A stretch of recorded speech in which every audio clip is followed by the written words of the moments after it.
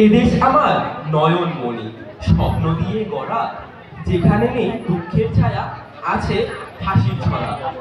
মাননীয় সভাপতি, সম্মানিত বিচারক মণ্ডলী, প্রিয় শ্রোতাবৃন্দ, সবাইকে আমার সালাম। আসসালামু আলাইকুম ওয়া রাহমাতুল্লাহি ওয়া বারাকাতুহু। আজকের বারোয়ারি বিতর্কের বিষয় নির্ধারিত হয়েছে যেমন স্বদেশ আমার স্বপ্ন। আমার স্বপ্নের স্বদেশ এক মানবিক বাংলাদেশ, যেখানে থাকবে না কোনো দারিদ্র, ক্ষুধা বা বৈষম্য, যেখানে প্রত্যেক নাগরিকের মৌলিক অধিকার নিশ্চিত হবে।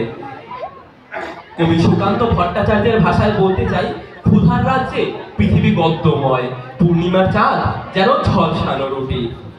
আমার স্বদেশে আর কখনো এমন বেদনাদায়ক চিত্র দেখা যাবে না। আমার স্বপ্নের স্বদেশ হবে দুর্নীতি মুক্ত, যেখানে ন্যায় বিচার প্রতিষ্ঠিত হবে, ক্ষমতার অপব্যবহার দূর হবে, নেতারা হবেন জনকল্যাণের জন্য নিবেদিত, আর দুর্নীতি হবে অতীতের গল্প। আমরা জানি এক ন্যায় বিচার প্রতিষ্ঠিত সমাজই জাতিকে এগিয়ে নিয়ে যেতে পারে। শিক্ষা হবে আমার স্বদেশের প্রধান চালিকা শক্তি। শিক্ষা শুধু একটি অধিকার নয়, এটি হবে একটি শক্তিশালী হাতিয়ার। দেশের প্রতিটি শিশু শিক্ষার আলো পাবে। কবি রবীন্দ্রনাথ ঠাকুর বলেছিলেন, যেখানে যাও না সত্য নিত্য তোমার ভয়, যথার্থের সাথে হবে আলোর প্রভায়। আমার স্বদেশের শিক্ষা ব্যবস্থা হবে এমনই, যা সত্য ও ন্যায়ের পথে আমাদের জাতিকে পরিচালিত করবে।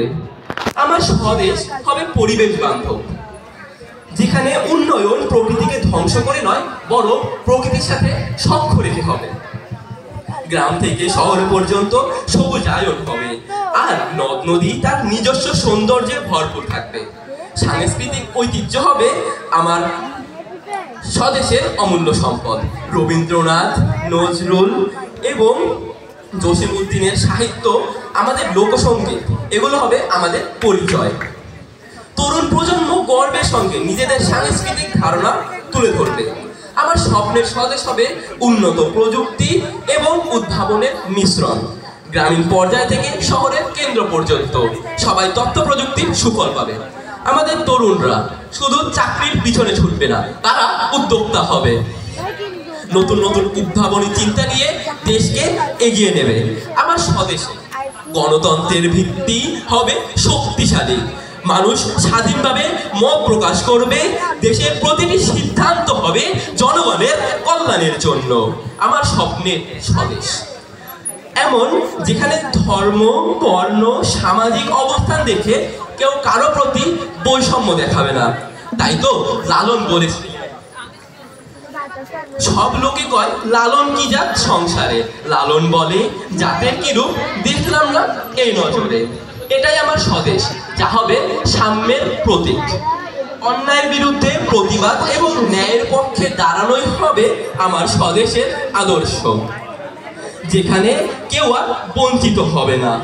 আমরা যদি একতাবদ্ধভাবে কাজ করি, তবে সেই স্বপ্নের স্বদেশ অবশ্যই বাস্তবায়িত হবে। তাই কবি নজরুল ইসলামের ভাষায় বলতে চাই, জাগো অনাসক্তজন, দাও উন্নতির হাল, মুখে দাও যত গ্লানি, ক্ষয়িষ্ণু সবকাল। ধন্যবাদ সবাইকে।